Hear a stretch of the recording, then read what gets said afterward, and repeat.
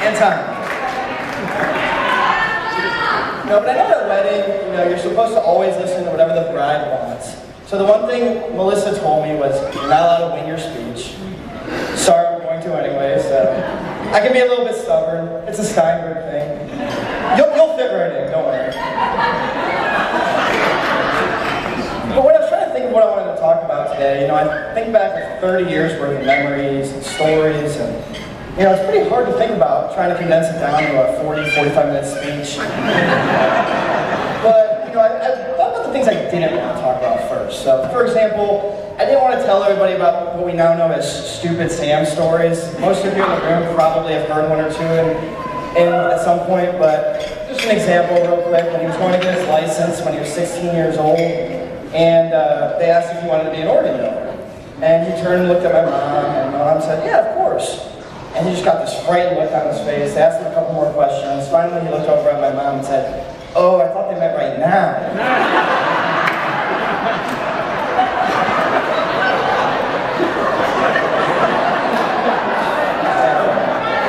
But once again, that's not what I wanted to talk about. I didn't want to talk about stupid Sam stories.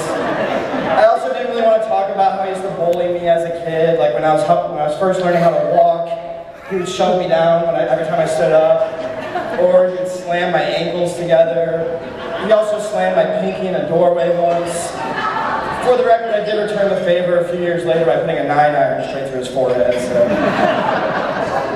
But no, what I really wanted to talk about today was friendship. I know my dad kind of took a little bit of the steam. That's what I get for letting him read my speech. But I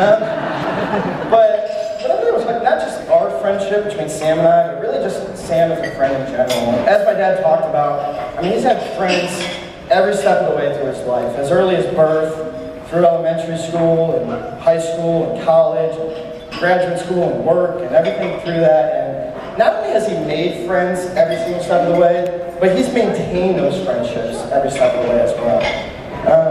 He goes above and beyond to make sure that he's a good friend to everybody. He will call you, he'll text you, he'll travel to see you, whatever it takes, he's always there. I joke sometimes that Sam, is kind of like a bad case of bed bugs, that once you get him, you just can't get rid of him. There's a more rated R version of that joke, I'll tell you guys later. But for me, he's always been my best friend. A lot of people are lucky enough at some point in their lives to make a best friend. Lucky ones like myself, born with one. So I wouldn't trade our friendship, our brotherhood for anything in this world. But when you have a relationship as close as Sam and I do, when you start the dating process and settling down with someone, it adds an extra element because of how important it is for us to get along with each other's significant others.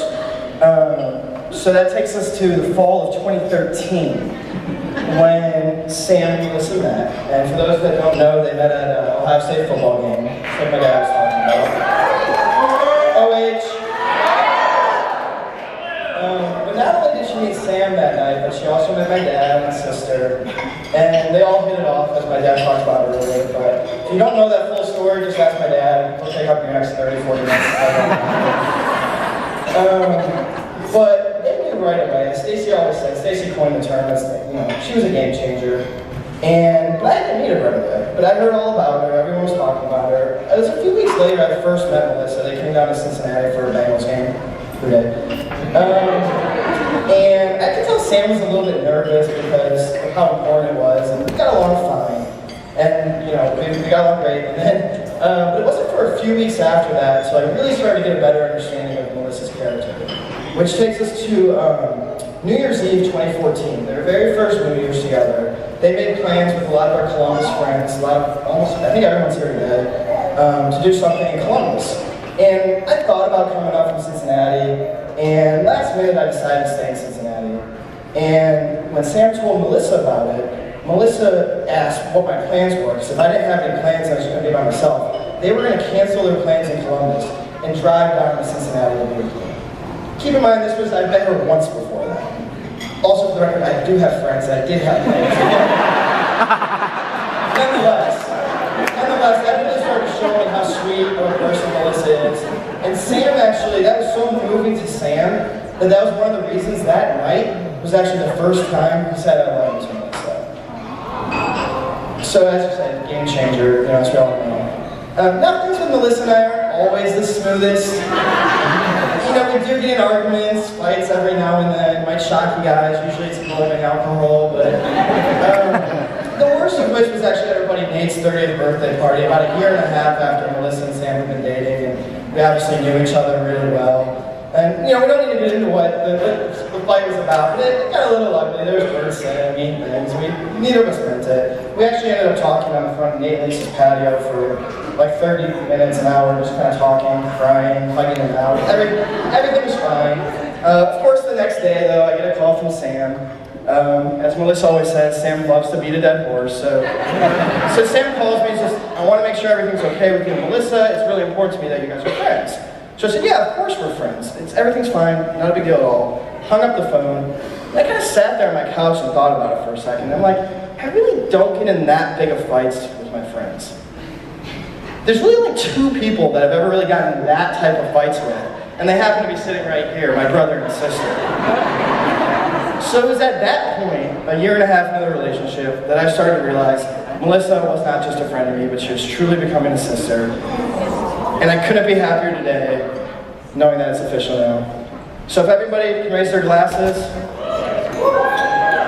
Cheers to Sam and Melissa, my brother, and my new sister.